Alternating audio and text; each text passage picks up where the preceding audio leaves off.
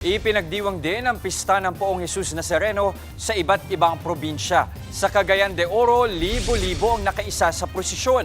Dinala ang imahe ng Nazareno mula St. Augustine Cathedral papunta sa Jesus Nazareno Church. Sa Naga City sa Bicol, maraming deboto rin ang nakiisa sa pag-ikot ng Poong Nazareno sa mga pangunahing kalsada. Nagtapos ang prosesyon sa Holy Cross Parish.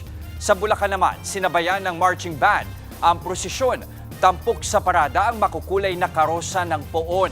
Inula naman ang prosesyon sa Ilagan Isabela na inabot ng halos 4 na oras.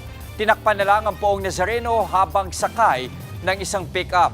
Hanggang sa Batanes, hindi alintana ng mga deboto ang malamig na panahon. Maraming bata rin ang nakiisa sa prosesyon.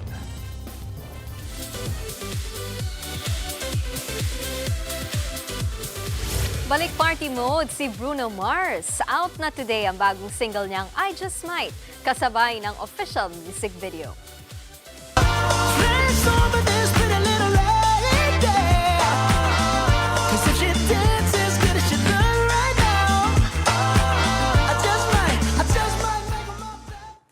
Yan ang lead single ng bagong album ni Bruno na The Romantic na ilalabas sa February 27. First solo album niya ito in 10 years after ng kanyang 2016 hit album na 24K Magic. After ng album drop, sunod namang aarangkada ang The Romantic Tour ni Bruno sa April.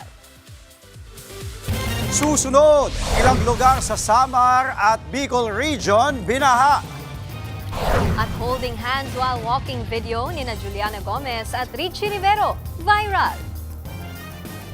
Huwag kayong bibitiw, magbabalik pa ang Frontline Pilipinas Weekend.